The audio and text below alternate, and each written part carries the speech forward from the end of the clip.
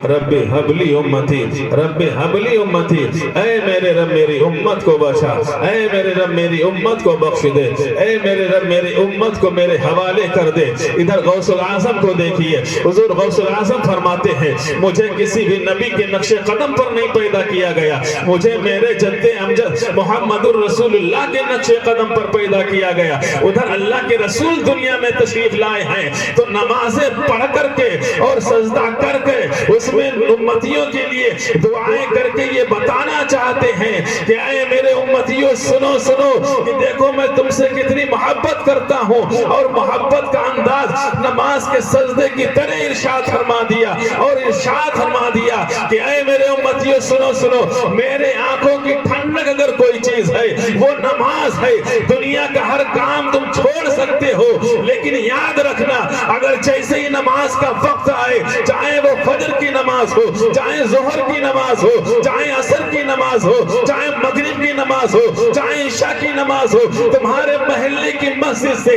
جب تمہارے محلے کی مسجد کے میناروں سے حی علی الصلاۃ کی آواز آئے یا حی علی الفلاح کی آواز آئے تو اس وقت تمہارا سونا بستروں کے اوپر جائز نہیں ہے، تمہارا کھیتوں کے اندر کام کرنا جائز نہیں ہے، تمہارا دکانوں کے اندر بیٹھنا یہ جائز نہیں ہے، بلکہ ضروری ہے، فرض ہے اپنے محلے کی مسجد کے اندر نماز فرض ادا کرنا۔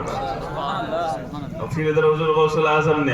حضور غوث الاعظم دنیا میں تشریف لائے ہیں تو آپ نے سنا ہوگا کہ جب حضور غوث الاعظم تشریف لائے تو ان کے یہاں لوگ گئے پوچھنے کے لیے کہ آج روزہ ہے کہ روزہ نہیں ہے، تو آپ کے والدہ محترمہ نے کیا جواب دیا کہ آج میرے بچے عبد القادر جیلانی نے دودھ نہیں پیا ہے، اس سے پتہ چلتا ہے کہ آج رمضان ہے، آج روزہ ہے، آج پہلا رمضان ہے۔ ادھر اللہ کے رسول نے آ کر کے سجدہ کیا، ادھر نواسے نے، ادھر پوتے نے، ادھر لاڈلے نے آ کر کے رمضان کا پہلا روزہ رکھا، اور رکھ کر کے اپنے ماننے والوں کو یہ پیغام دے دیا کہ کوئی بھی حالت کیوں نہ ہو، نماز کے بعد میں اگر تمہارے لیے کوئی ضروری کام ہے تو وہ رمضان کے روزے رکھنا کام ہے۔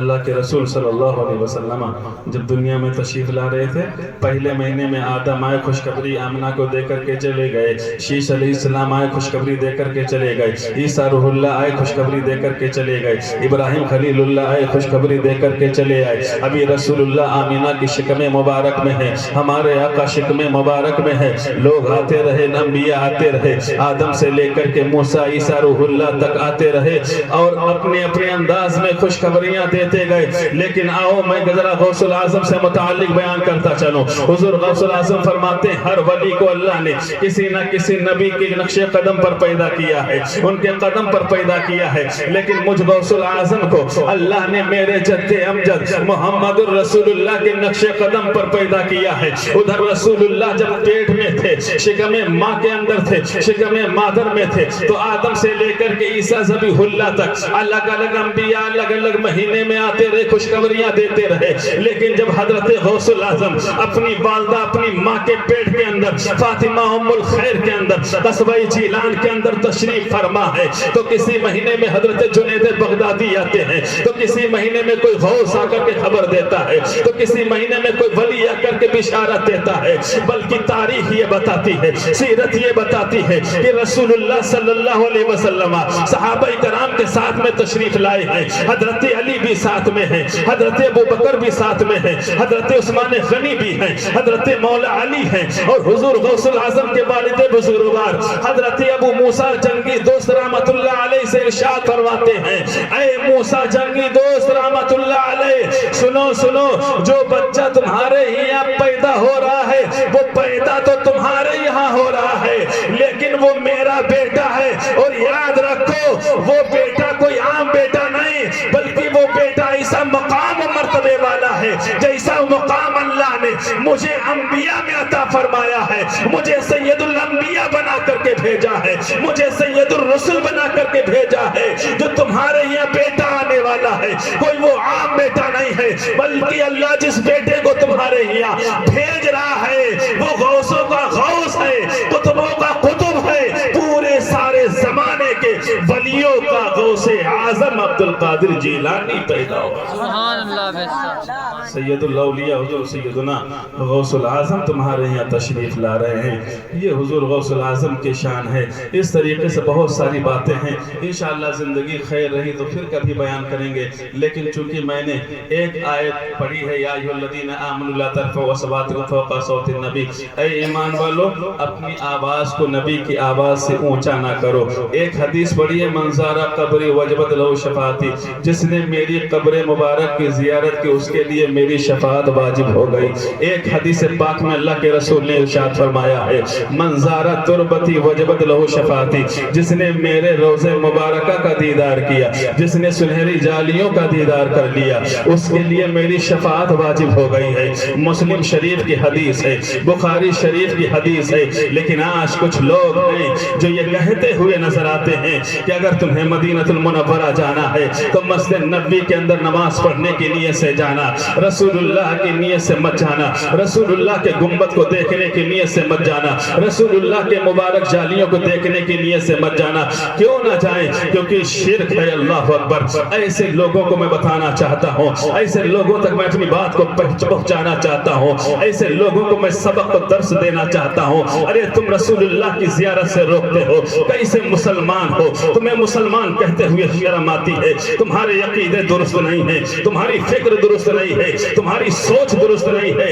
ارے تم رسول اللہ کے کیسے ہو سکتے ہو؟ رسول اللہ کا کلمہ پڑھتے ہو لیکن رسول اللہ کے روضے مبارکہ کو دیکھنے سے بچاتے ہو، رسول اللہ سے محبت کا تھم بھرتے ہو، رسول اللہ کے روضے مبارکہ کی نیت سے سفر کرنے سے لوگوں کو روکتے ہوئے نظر آتے ہو۔ تم رسول اللہ سے محبت کرنے والے کہاں ہوئے؟ تم تو رسول اللہ کے دشمن ہوئے، تم تو رسول اللہ کے مخالف ہوئے، تم تو رسول اللہ کے جانی دشمن ہوئے، تم تو گستاخ رسول ہوئے۔ ارے بھلا بتاؤ تو صحیح، جو رسول اللہ کا محبت کرنے والا ہوگا، جو رسول اللہ سے سچا عشق کرنے والا ہوگا، کیا وہ مدینے میں رسول اللہ کے روضے مبارکہ کے دیدار کی نیت سے جانے کے لیے روکے گا؟ کیا وہ بھڑکائے گا؟ کیا وہ گمراہ کرے گا؟ ارے اگر ایسا ہوتا تو رسول اللہ خود ارشاد فرماتے، اے میرے امتیوں، اے مدینہ میں آنے والوں، آنا تو مسجد نبی کی نیت سے آنا، میرے روزے کی نیت سے مت آنا، سنہرے چاندی دیکھنے کی نیت سے مت آنا، ابو بکر کو سلام کرنے کی نیت سے مت آنا، عمر کو سلام کرنے کی نیت سے مت آنا،